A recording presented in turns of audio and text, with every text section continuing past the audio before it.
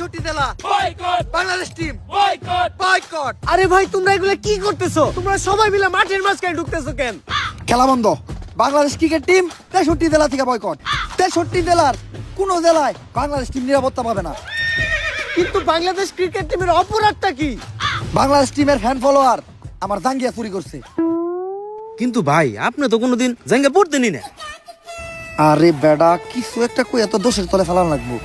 আগামী 24 ঘন্টার ভিতর যদি বাংলাদেশ টিম আমার জাঙ্গিয়া খুঁজে বাই করে না দেয় তাহলে বাংলাদেশ টিম বয়কট।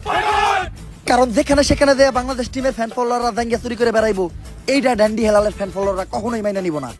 কিন্তু ভাই সামান্য একটা জাঙ্গিয়াই তো, এটা নিয়ে এত কাহিনী করে কি আছে? কাহিনী করার কি আছে মানে? ডেন্ডি হেলালের জাঙ্গিয়া ওইটা মিনিমাম 50,000 টাকা বেচতে পারতাম।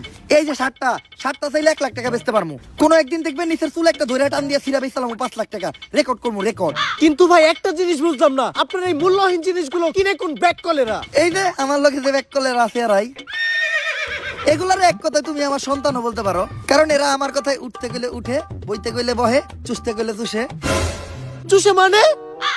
আরে পা চুষে পা। আর তুমি যেটা ভাবছো ওইটাও। Boycott boycott. ওই এতদিন পরে পাইছি তোরে, তাড়াতাড়ি পাপ না হলো। আরে ডাক্তার সাহেব, আপনি হেলাল বাইরে কই নিয়ে যাইতেছেন? আরে ও তো মানসিক ভারসাম্যহীন পাগল, এতদিন পাবনা পাগলা করে দিয়েছিল, পলে আইছে, তাই আবার ওরে দইরা পাগলা করতে নিয়ে যাইতে আইছি। ওই ওরে পাগলা গারোতে পরে নিবি, আগে ওর আম গাছে তুইলা দে।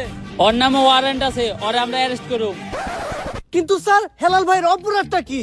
ও তো মাদকখোর, ও হাফ টাইম খায় ক্যান্ডি আর ফুল টাইম খায় ড্যান্ডি। ও তাই তো কই, হেলাল ভাই তো উল্টা পাল্টা কথা কই কেন? যান ওই ধরে নিয়ে যান। Boycott police boycott boycott.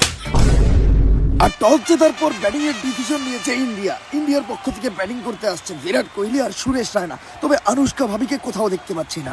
আর এদিকে মাঠে ঢুকতেছে আমাদের মেন আম্পায়ার, যিনি সৎ নিষ্ঠাবান, কোনোদিন ঘুষ খায় নাই।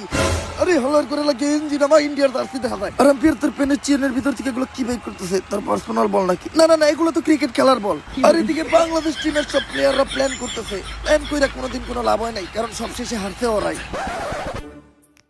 বিরাট ভাই, আজকে স্টেডিয়ামে তো আনুশকা ভাবিরে দেখতাছি না। আজকে আনুশকা একটু অসুস্থ, তাই আইতে পারে নাই। দেখ দেখ দেখ দেখ খেলাই উপর আজকে।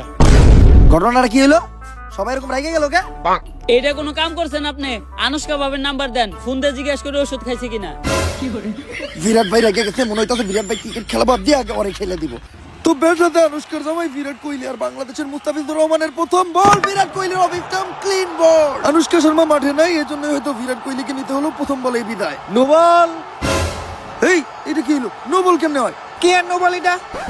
আমি রেডি আছিলাম না, আম্পায়ার নো বল। আরে আম্পায়ার স্যার এটা কি মন নিয়মের নো বল? এরকম নো বল তো আগে দেখি নাই। দেখবি কেমনে? এই নিয়ম 10 মিনিট আগে কার্যকর হয়েছে। দালালি শুরু করছেন। কয়টা খাইছেন ইন্ডিয়ার? দালাল রে, মুখের উপর দালাল কস। এই রে হলুদ কার্ড, তুই একবার বল করা পারবি না। আম্পায়ার স্যার, এটা কি ক্রিকেট চলতেছে নাকি ফুটবল? আপনার কার্ড কেমনে?